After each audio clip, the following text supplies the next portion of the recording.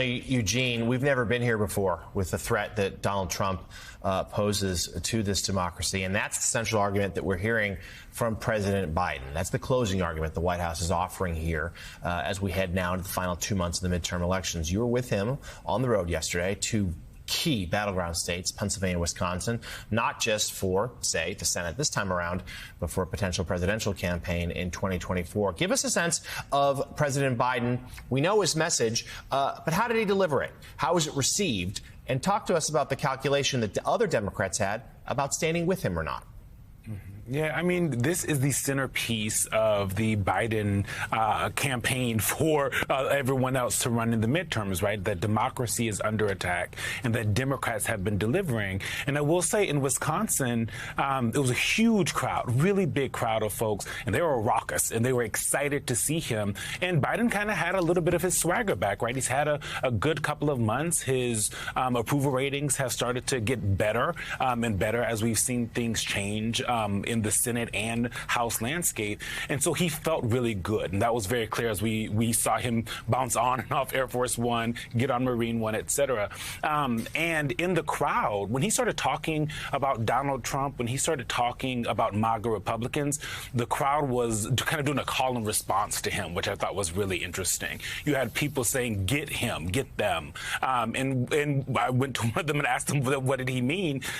Because what they were saying, and he said, no one's above the law, exactly what Chris was just saying. And more importantly, they have been wanting to see a president, a leader of their party, push in this way, to be more forceful, talking about the threat to democracy that they have all been seeing. And you and I and our colleague Sam Stein wrote this weekend, Jonathan, that this was something that has been in the works for a long time, that President Biden has been worried. And on that stage, you did not see Mandela Barnes, who is running there. They said that this, he had other things to do. I will say this has been something that has happened a couple of different times as President Biden has hit the campaign trail. And it's a little awkward because the White House and the campaigns say that it's strictly a scheduling conflict. But as we all know, when the president comes into town, it's usually you want to be seen with that person. You can move some things around. But whether or not people are hugging Joe Biden when they go on the campaign trail and running for themselves,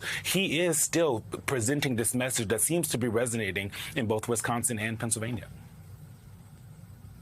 Chris, what do you make of the stakes that Joe Biden has laid out here, that these are fundamental questions of democracy? He got a bunch of legislation through. Abortion is going to be a motivating factor, as we've already seen among suburban women, and independents swinging towards Democrats in some of these primary races as well.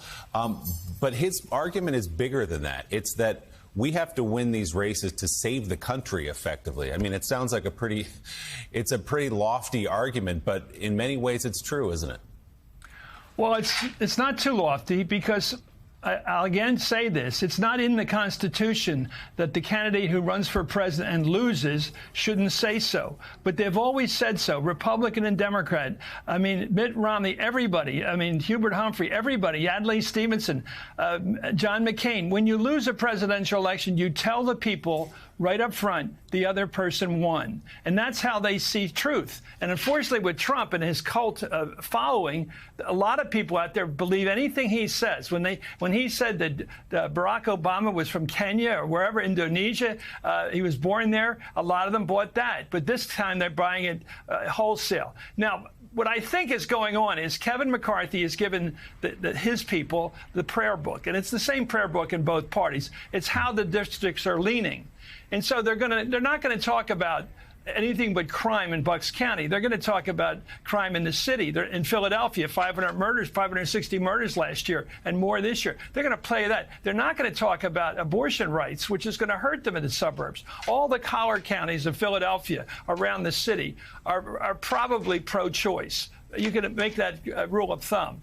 And so they don't want to talk about that. And so when he goes into one city, or the suburbs of Philadelphia, like Wilkes-Barre, he's going to talk about crime in Philadelphia. He's going to play against Philadelphia. So they're both playing off the same rule book. Trump is popular in some areas, very unpopular in other areas. And he's only going to go where he's going to be liked. And so they know what they're doing. It's so ironic that when they get in the back room, when you're not supposed to be listening or watching them, they do have the same rule books, which is Trump's not popular here. Don't use him. He's not being used yet in Ohio yet. He's used in Wisconsin. So it's very interesting to see where he's very popular and where he's not popular. Chris, Elise Jordan, good to see you. You're a longtime student of politics. What do you make of this era and the political rhetoric and how it's just been ratcheted up when it comes to violence, when it comes to Trump responded to Biden by calling Biden an enemy of the state?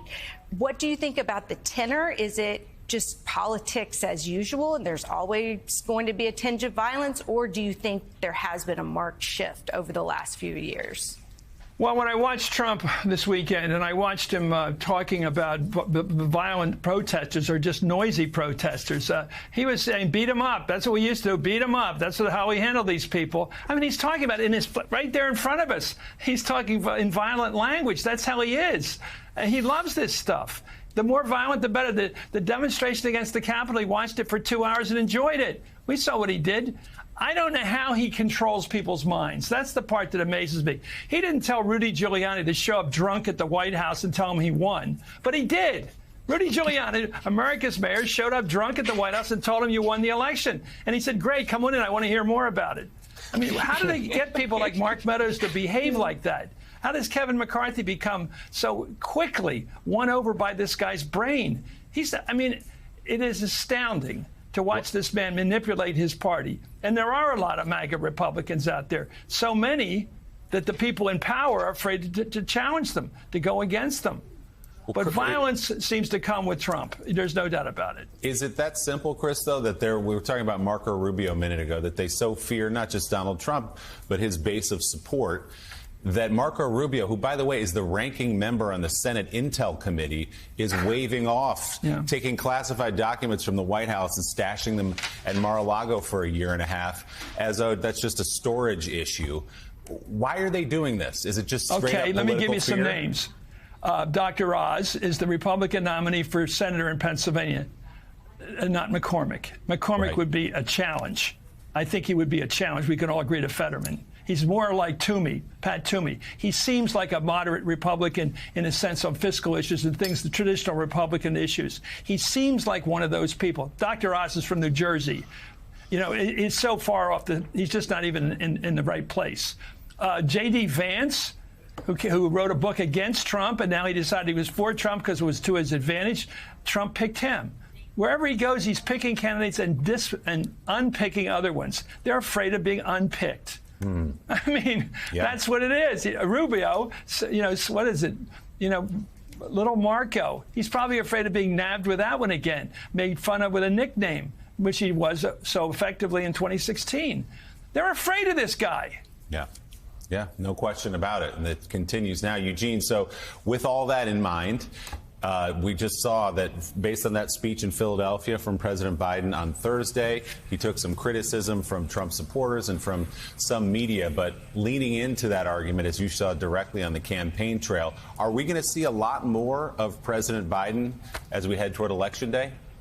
Oh, if the White House hasn't say you will. He is heading on the campaign trail multiple times a week, and this exact same message is going to happen. And I will say, you know, both Donald Trump and Joe Biden are making a kind of similar message. Stay with me here, is that, you know, if you elect people like us, we will save America. But there is a lot more evidence that Joe Biden is on the right track when you think about the way that things have gone on. And more importantly, Joe Biden feels like he now has a story to tell. So first you have the democracy threats, and then you have all of the things that this White House has done and seen pop up legislatively over the last few months.